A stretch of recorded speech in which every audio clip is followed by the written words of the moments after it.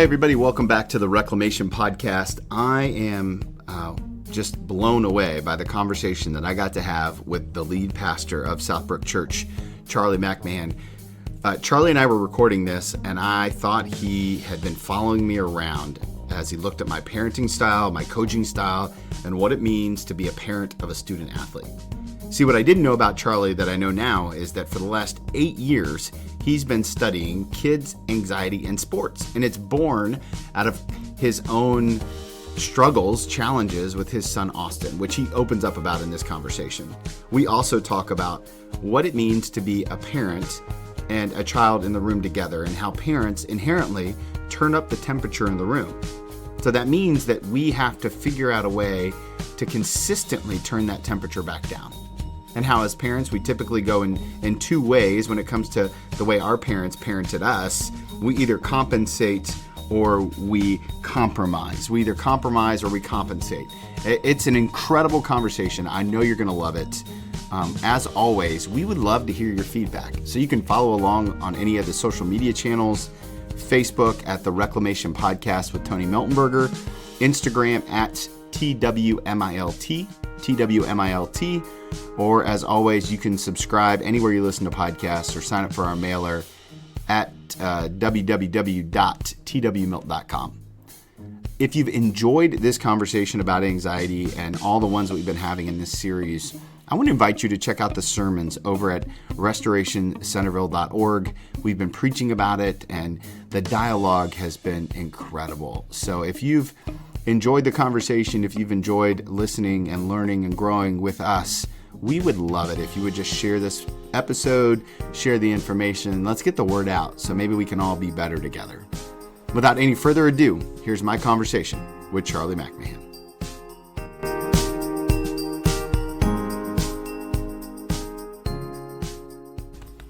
I'm here today with a very special guest, Charlie McMahan from Southbrook Church. Charlie, how the heck are you, man? I'm good, Tony. It's good to be here with you. Thank you. It's good to be talking about this. It's an emotional pandemic, in our culture right now. What we're going to talk about. Yeah. So let's jump right in with your story, because you kind of have a unique perspective as both a leader of a large movement and then also as a father and a coach and a former athlete. Mm-hmm. So when you think about kids in sports as it relates to your family, what's the first thing that comes to your mind?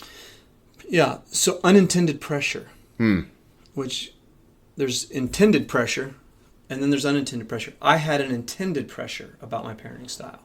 Like I wanted to raise my kids to be tough and tender, and I leaned more into the tough side of that matrix, and Sherry, my wife, leaned into more of the tender. And so there was an intended, I want to put my kids in a context where they get inner toughness.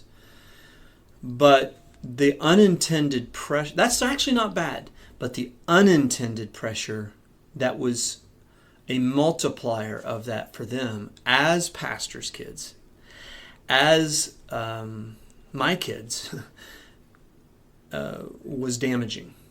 So I was a successful college athlete. I was a basketball player. My son, unfortunately, chose basketball. You say unfortunately. Yeah. I think most dads would be like, what? What? Say it's fortunate. What? But my dad was a collegiate football player at Texas Tech. He did not like basketball. I chose basketball, and that was one of the best things that ever happened to me, because it was my sport. Wow. I owned it. So I teach a lot about the ownership pie. However much as a parent of that pie you own, they don't. And anything over about a quarter of that pie being yours is resentment. The more that pie is not theirs, the more resentment builds. Well, when you have the same sport as your dad, there's a sense in which the dad has ownership of the pie, even though I didn't realize it. And so I was a coach. I coached him, which I wouldn't do again. When did you start out coaching him? Third grade in the Centerville Hustle program. It was a great program. It was a great program. Both my kids and I enjoyed it. Yeah. There are things I would do differently, but I enjoyed it. He would tell you he liked me coaching him, but he when he got into high school, the coaches knew me. Some of them didn't like me. Two of them were my best friends, and and both of those realities were bad. It ended up destroying him. So, I mean, what does that look like practically speaking? Because I think that there are a lot of parents who could be listening right now who could be watching their kids implode right in front of their eyes, and they wouldn't even know it. Couldn't agree more. Because it's like a tree in the center of the town square that on the outside, man, everybody loves that maple tree. It looks so beautiful, but on the inside, that tree is rotting. And one day a storm strikes and the tree falls over, and we, oh my gosh, we didn't know it was rotted from the inside, but it was for a long time, but nobody knew it. And that's what's happening to students, is they're decaying on the inside emotionally, and that was certainly happening with Austin and with Jordan, our daughter. So Austin, I was an All-American basketball player. Austin was more talented than I was. Wow. He was gifted. As a freshman, he's dunking the basketball. Wow. As a shooter, some of the best ball handling skills that any of the coaches, including myself, have ever seen. So he had width, he had everything. And the expectations that came with that, because he was my son in this area. I mean, obviously not beyond our region, yeah, sure. but the people who knew me in this area were unintended pressures, right? And then, frankly, and I say this, some of the coaches were some of my best friends. They didn't handle it well. There, as I look back, one of the coaches that didn't really, he just never really cared for me. I want to be careful because this word gets thrown around. The word abuse gets thrown around, but there were things done to Austin that, had I known, I would have lost my religion. Yeah. I would have. Well, almost like hazing? Yeah. And there was definitely bullying, because here he's a freshman, he's on varsity, and kids above him, and he's the job, all the stuff that comes with being a younger player on a team. Especially a younger gifted player. Exactly. Right? I mean, it's it was an interesting thing. So you had he was at Springboro, and I remember one of my friends with whom I coached in AAU, he said, "Charlie, do you realize," because half the crowd at a Springboro game would be Southbrook people. Some of them had sons that my son was playing ahead of. Wow. And that all you need to do is hear this story to know the pressure that was on Austin. And one time my friend said to me, he goes, "Do you realize there are people who cheer for you on Sunday and cheer against your son on Friday?" Woo! And that was when it was. How do you wrestle with that as a dad? That was when it was like, holy cow, holy cow. And he fell into depression, which then led to drug abuse. By 2009, on a depression scale, he was 9 out of 10. The only thing he hadn't done was take his life. Wow. And it directly goes back to sports. And our daughter was a world-class dancer. She competed internationally, and the internal pressure led to body image issues, which is really a susceptibility with dancers. And so, our kids got the double dose of my wife and I, our genes. We have very high addiction personalities in our family. Yeah. And we're very driven people on the inside by nature. Without Christ, I would be off the charts driving people crazy. I think with Christ, I still drive people crazy. But anyhow, they inherited a double dose of those genes. They're very internally motivated, but boom, boom, boom. You can only wind up so fast, so hard, so long. And both of them had crashes. Both of them were in situations where I would categorize it professionally as they got abused. And one of the great regrets of my life is that I didn't see that inward erosion happening. And frankly, Tony, I didn't protect them. So this is, as I told you, this is what we're dealing with, is how to not be a helicopter, or the phrase today, a lawnmower parent, who's just always mowing the obstacles out of the way. But on the other hand, what makes parenting difficult is you do have to know what's going on. Yeah, you have to know when to intervene, when your child can't represent themselves in front of that teacher and that coach. I have a regret that's so deep. As one time, so I remember it. Austin came home one night and he was so forlorn and discouraged from basketball practice, and he was distraught. And so coach said this to him, and I remember saying, "Well, he probably had a good reason to say that." And Austin told me years later, that's when I knew I'm on my own. I'm drowning, and no one's going to help me. Wow. So he had an all-conference player that did not even play basketball his senior year. Now, here's what's the thing about that. It's not unusual. Which is the scary part? It is. It's the terrifying part Yeah. as a parent of 3 kids who are all very That's right. active and Yeah. are playing sports. Yeah. How do we, in hindsight, how do you counsel parents now who are in my stage of life where some of their kids have athletic ability, some of them are, we don't know what they're going to be yet, and Right. and you want to nurture it, but you also don't want to overvalue it. That's right. That's exactly right.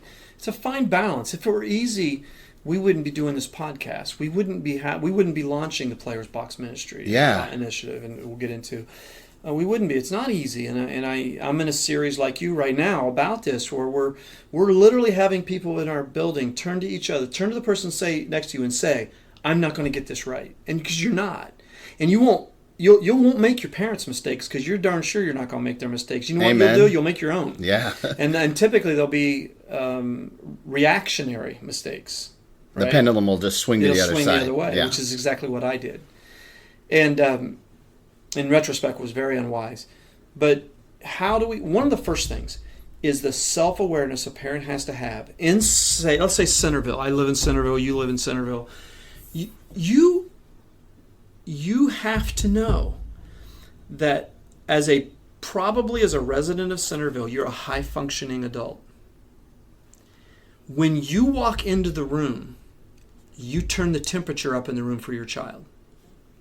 Whether you say anything, get your feet off the couch, whether you say pick up the remote, whether you say clean up the plate, whether you say, hey, go out and shoot 100 shots, you don't have to say anything. As a high-functioning adult, there is a shadow you cast of your self-sufficiency. They don't know whether they're going to have what it takes to be you. Mm. So, this is called the famous father syndrome, right? Right. That's all this is. Well, you turn the temperature up in the room when you walk in it. And you have to start there with that.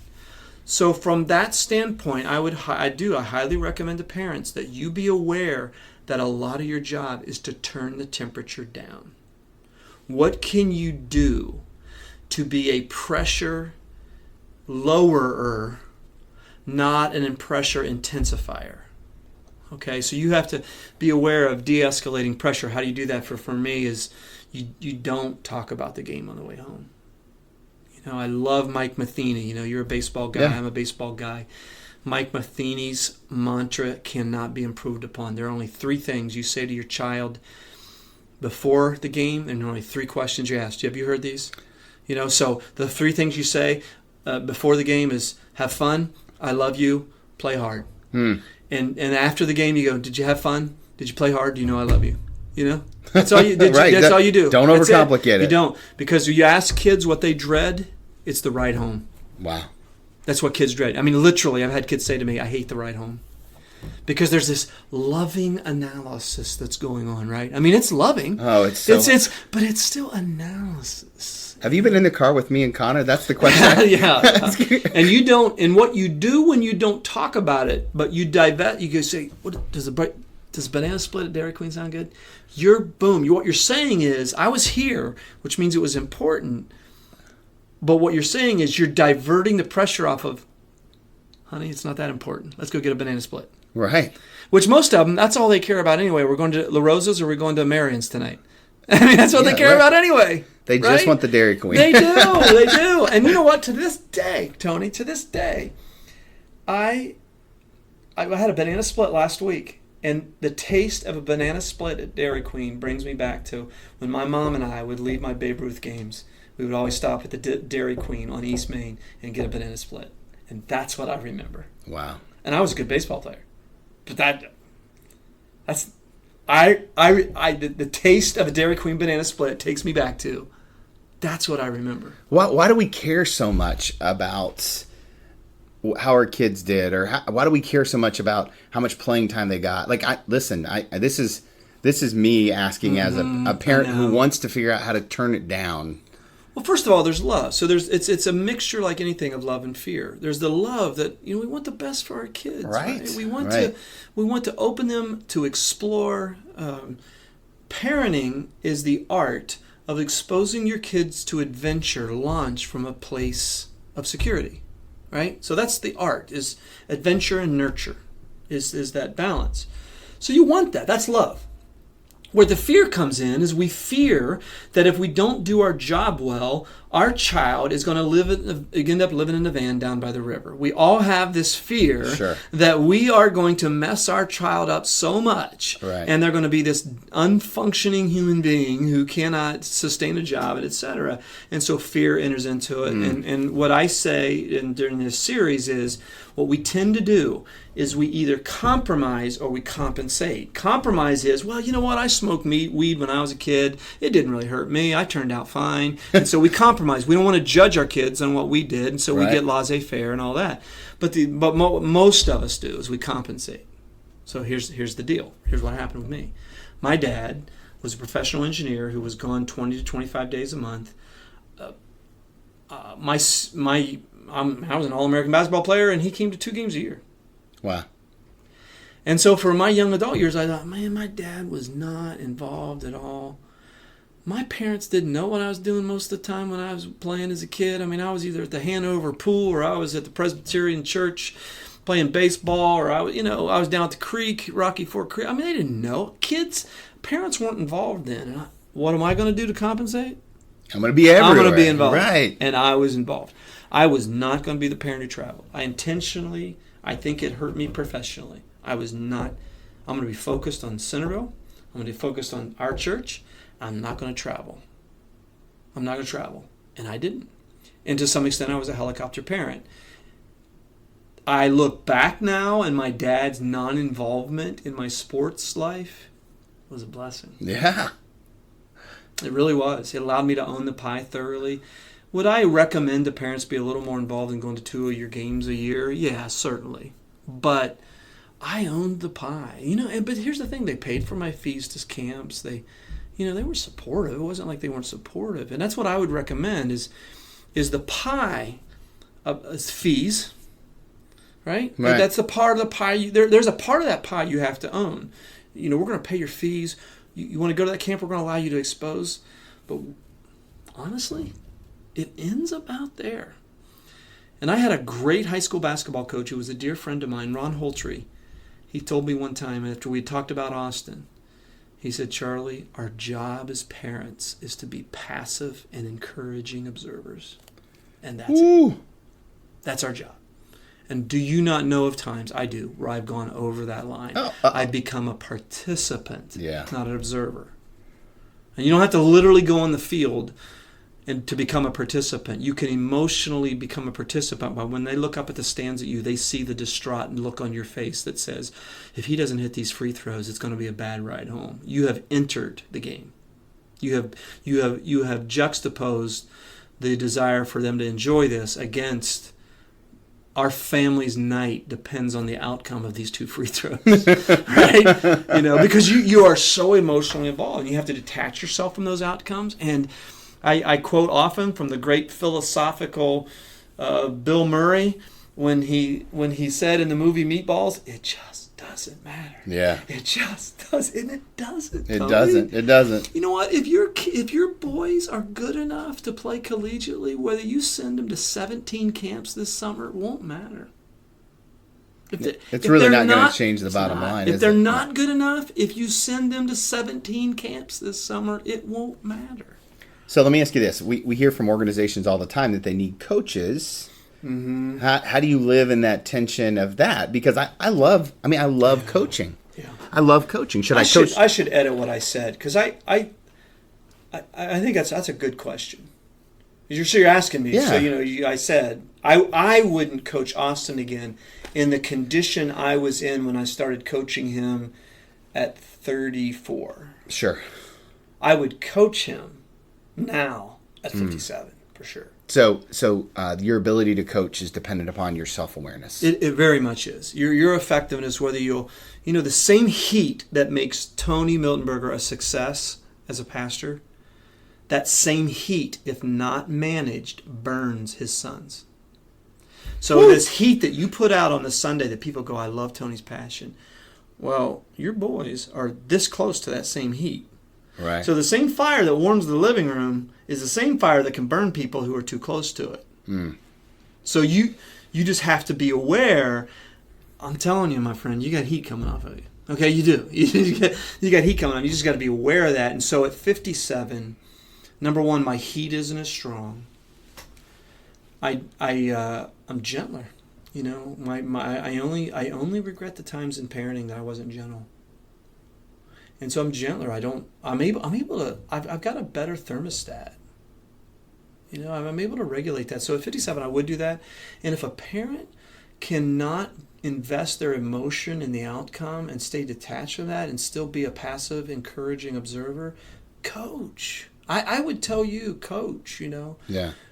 Because I think you're having awareness of things that, honestly, I never had a talk like this when I was in your stage of parenting.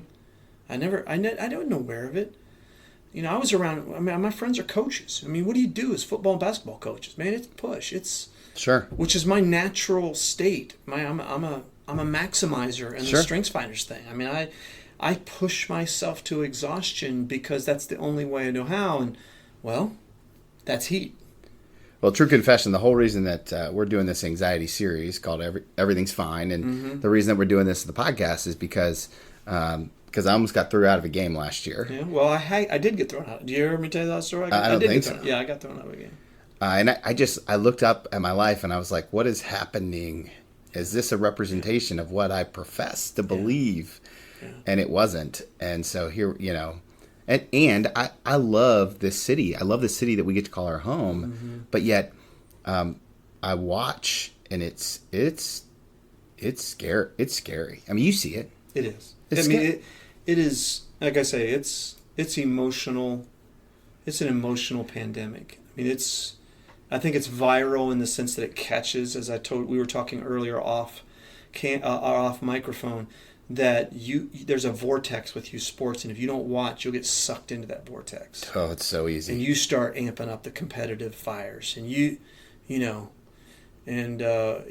is, maybe at the risk of an inappropriate image, it is a tornado effect that does devastation.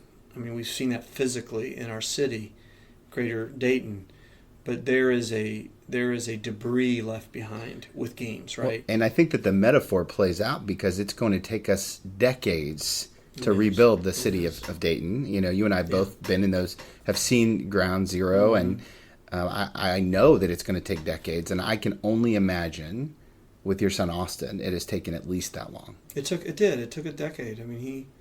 We came so close to losing him. And today he, by the way, he's a pastor. He's going for a Master of Arts in theology, and he pastors a church, and he helps kids in recovery. And it's just an amazing redemption story. I wouldn't do it this way all the time. Okay, I'm glad it turned out, but this is not the path. There's one thing better than the prodigal coming home from the far country. What is it? He never leaves home in the first place. Right. And that was his journey, and that had to be his journey. But goodness, Tony, there were many sleepless nights. So tell me about the Players Box, because you guys are actively, I say you guys, Southbrook, and the ministry that you're a part of is actively going out and talking to parents and athletes at every level about this pandemic. Yeah. What does it look like, and what are you guys seeing in some of your beta tests? Okay, so we did the beta testing this year. This is 8 years in development. Players Box exists to help students who participate in arts, academics, and athletics to enjoy their endeavor. So in essence, what we're doing is we're creating this initiative that builds grit and grace, toughness and tenderness in kids. We want both. We believe Jesus was the lion and the lamb. Yeah. And so we want to build that inner toughness and that external or that outer tenderness. And so we have a program called Play, where we help them assess their personality type. We use the Gary Smalley system of lion, otter, beaver, golden retriever, unbelievably illuminating to kids and parents to find out, hey, ooh, I'm a lion. There are things that come with that, right? Or I'm a golden retriever. Ooh, things that come with that. The L stands for their learning style. We help them understand, oh, you're a visual learner. There's a reason why the coach telling you things all the time is not locking with you. It's not connecting because you're a visual learner. Like I was a visual kinesthetic learner. You needed to show me, and then you needed to give me a chance to go work it out on my own. If you stood over me and just corrected me constantly, you have to drop the play, and then you have to run the play. Absolutely. Right. So, I mean, I had to go off and shoot free throws on my own. I had to figure out, I'm self-taught. I had to figure it out on my own because I was visual kinesthetic. So that's learning style. Ability level is in the journey, helping kids assess their purpose. Why are you playing? You might not be a Division I tennis player, but man, you're going to be a good club player the rest of your life. Is that a good purpose? Oh, yeah. I've literally had conversations with kids where that just like, you mean I'm not a failure if I don't get a scholarship? Yeah. I mean, Tony, I've literally had where kids, really? Yeah. You know, the way you play tennis, Amber, is in the upper 3% of all people who play tennis in the world? Yeah. Do you know how good a club player you're going to be? Yeah. For the rest of your life? Yeah. Well, can we push that? Yeah. Boom. So ability level is the real intimate part of, personality type is about pressure. Learning style is about practice, how you practice, but ability level is about your purpose. Why are you doing this? A lot of kids don't know why they're doing it. Why am I playing? My parents want me to, or whatever. And then why is the big one because it's yes factor and it's the ability to complement themselves. Is what we call it affects positivity. So yes factor is their ability to use the neurological wiring that God gave us to create habits that repeat outcomes that they want. And God wired our brains in an amazing way, so such that when we anchor things emotionally that we want, our brain will say, I'll repeat those. The problem is the brain doesn't know the difference between positive and negative messaging. So if you get emotional about a miss, the brain also hears, let's do that again. And so really teaches kids how powerful emotions are. Could you have benefited from that when you were in high school? Come on. Oh my gosh. Absolutely. I mean, if I'd have just had that. Well, I gave up playing. I gave up playing because I wasn't big enough, and yeah. I went and got a job, and I learned how to make money, and it was fine. It's fine. It worked out well. Hustle right? ever since, right? Like it's grind it out. Yeah. So it's built around that 3 6-week training periods during the school year. In between those are what we call open mind gyms, where we gather the students together, and that's where we really build the community. It's Tuesday nights, 6:30 to 7:30 for middle schoolers, and 8 o'clock to 9 o'clock for high schoolers. And what are you doing with the parents during that time? So the parents have a parallel hour right on, like literally next door, in the room next door. We're speaking the same lesson that their student is learning that night. They're learning it applied to the parent. So wow. they will have a point of dialogue, right, to talk, and it's not about the kids' performance that night. It's about what they each learned. The big aha, the beta testing was we thought the main thing was for the kids, and the parents were there to learn secondarily. The main thing that's getting achieved is the parents, and the kids are secondary, actually. Because it's discipleship, right? Yeah, You don't disciple the parents. You can't resurrect what the home's putting to death, right? So, so that's the big aha. We have parents now who are coming back, and they're going to be a part of the community. This is going to be their community. Wow. It's the Players Box community. And you said that it took 8 years to develop this curriculum. Mm-hmm. Is this born out of your journey with Austin? So it's born out of my journey with Austin, and born out of I was a player, I was a coach, and I was a parent of an athlete. So it came out of that, and in 2011 I developed this curriculum, the PLAY curriculum, and then I began meeting weekly. I started this at South Regency with a circle of tennis players and basketball players. 2 years ago I moved over to 5 Seasons, and I do that on Wednesday nights there. And then, we said, we think this is the future of student ministry, in that, we had one of our youth pastors say this, that I've never seen a student ministry like this, that, most church student ministries is, you come to us, we're going to make you worship, and we're going to teach you how to learn the Bible. Whereas Players Box is, we're going to meet you guys where you are. And they're getting discipled and developed in their leadership, and they don't even realize it. I mean, it's inductive, journeying, processing, development. And so we got a Poland trip scheduled for June where we're going to take a dozen of our high school players box, and they're going to coach kids in Poland. Wow. Well, who's learning the most? You know this. Right. It's the coaches. It's always it's always the coach or the teacher that's learning the most. So our immediate turnaround is the high school students who want this. They're turning right around and they're leading a table at the middle school event. So we had a couple of students last night at our coaches training, high school students. Now, you and I both know that students are far more open to these sort of ideas than parents. Mm-hmm. What are you doing with the parents that are just like, I'm not sure about any of that. I don't know if I want that. Yeah. Like, because I think in one sense it's got to feel debilitating to a student athlete who has bought into this truth, which is now being presented for the first time, mm-hmm. and yet they go home, and it's and the dad or the mom who's still owning too much of the pie. Yeah. How do we live in that tension, or what do we? How do we correct it? One thing is we teach the parents that you have to accept the fact there are two things that you're not objective about: your money and your kids. And if you can begin from that standpoint, we're not objective about those things. We're not objective about our kids. I don't know about you. I expected too much of my. People say, "Oh, you favor your kids." I was the opposite. I was going to be harder on my kids. As a coach, it's either daddy ball or it's abusive. It is. And I went to the other extreme of trying to maximize them. So you start there. One of the things is, I do believe this. We talked about this last night in our training. To those who have ears, let them hear. Mm. And I told the coaches in training, I said, listen, my experience on this, and this holds true for the parents, is about 1 in 5 kids who come to this are going to get it. Number of them, they kind of don't think they need it, which is usually the boys. The boys don't think they need it, and they need it worse than the girls do. But 1 in 5 go, oh my gosh, this is me. I want it, and they go after it, and I mean, it changes their lives. I do believe that the ratio is higher for the parents, that you're going to get 3 to 4 out of 5 who go, oh, I needed this. And just as Jesus said, the soil is what determines the effectiveness of the seed. That's true in this case. And I do think the seed of wisdom on this falls on hard soil. And frankly, I don't worry about that very much until God breaks that soil up.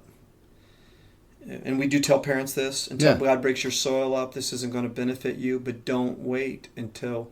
I've got a best friend who buried his son. Yeah. There's one thing... I've stared into that abyss, the valley of the shadow of death. I have friends who have walked in that valley. And don't let it get that far. And that usually stirs the soil up. Yeah. That usually gets a hold of... Because I'm telling you don't think it'll happen to you? It can happen to you. And so we address that. We address the ratios. Well, and for me in the 8 years doing this, that's a pretty accurate ratio. Certain sports lean themselves into parents being very unaware. Golf and tennis parents are the worst. They tend to be very unaware. It's because it's so individual, right? Right. There's not a reflection sitting in the stands next to you. There's not. Yeah. And but each sport has its problems. Football parents tend to be more gruff, tough. Aggressive. Aggressive. I think aggressive is the word. And you just address it. And we can't, just as Jesus just didn't try to convert people who weren't ready.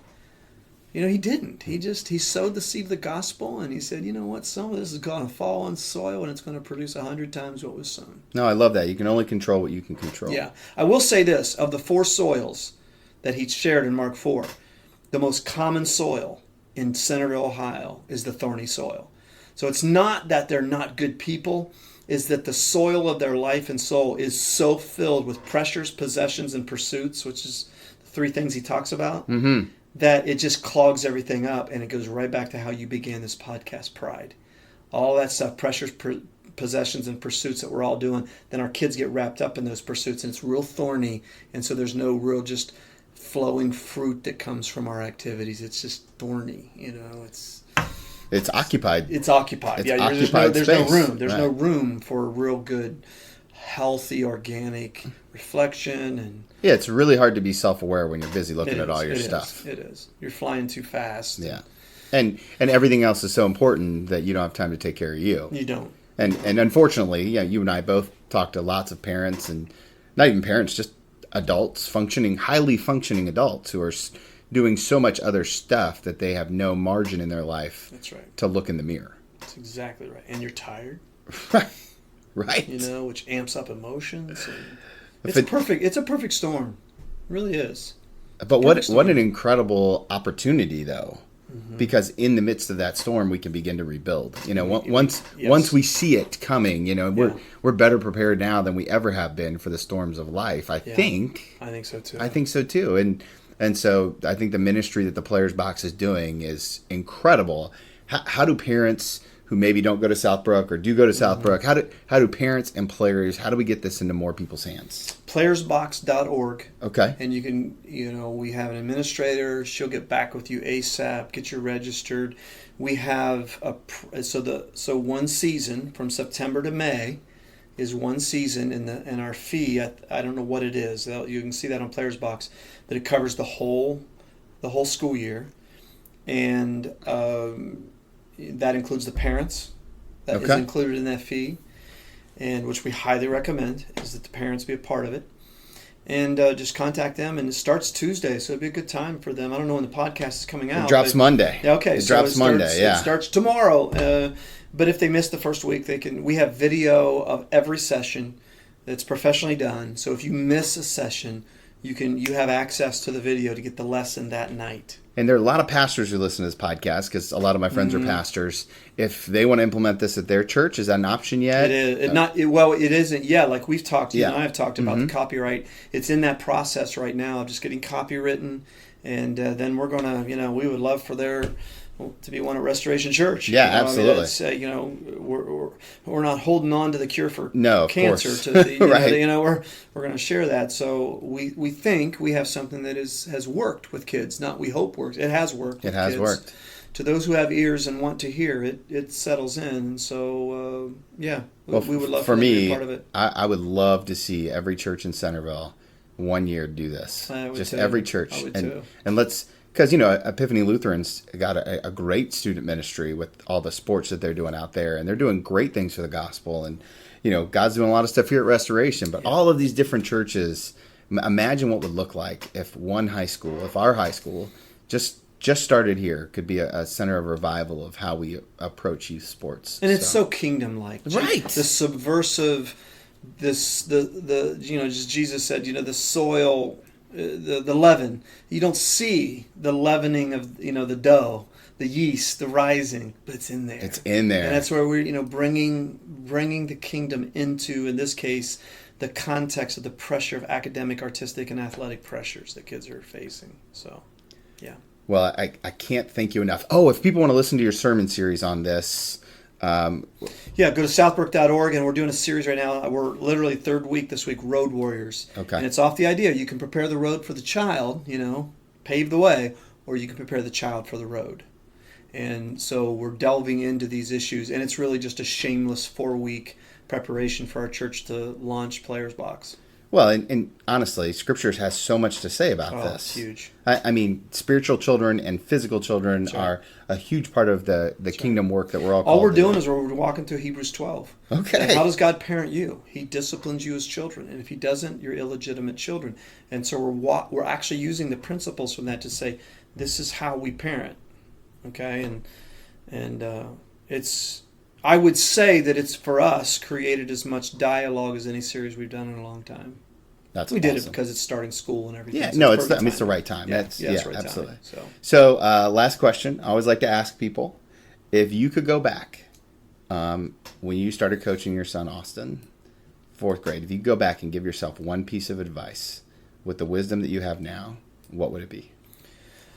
Spend more time worrying about what pizza place we're going to go to after the game than worrying about how the game comes out. Amen. Yeah. Thank you so much. You're welcome. Thank you so My much pleasure, for taking my the friend. time today. And My pleasure. I'm excited to see this message permeate Me too. and see what we can do to help with that. Amen. Thank you so much for taking the time to listen to this important conversation that I got to have today with Charlie. Some of my takeaways, I don't know what yours are, but some of my takeaways are the 3 questions that I have to ask my kids on the car ride home. Did you have fun? Did you play hard? And do you know I love you? Did you have fun? Did you play hard? And do you know I love you? For me, I think boiling it down to those 3 simple yet profound questions will be such a huge part of how I move forward. The other thing is just remembering that I'm not objective about my kids or my money, and remembering that I get to be the thermostat to my kids' life as I walk into a room, figuring out ways to turn the heat down. Such an incredible conversation, and what a great way to wrap up this series on kids' anxiety in sports. So if you've been with us on this journey, thank you. Thank you for taking the time wherever you listen to podcasts at. Thank you for taking and spending the time with us. It has truly been a joy and a pleasure. We'd love to hear from you. You can tag us on social media, Reclamation Podcast with Tony Miltenberger on Facebook, and at TWMILT at TWMilt on Instagram. Love to keep the dialogue going. Stay subscribed because we're going to have new episodes next week. Excited to bring you some conversations with some of my friends about what it means to balance faith and life. The next conversation will be with kind of a spiritual entrepreneur, Brad Aycock. He works for the district, works for the Conference of Columbus at the Methodist Church. He's got a lot of insight to add. So if you're ever owned a business and wondered what it means to follow your call in faith, you're going to love this episode with Brad. The best way, as always, subscribe wherever you listen to podcasts. And, we'd really appreciate it if you would share. It means a lot to us. Thank you, and look forward to seeing you guys real soon.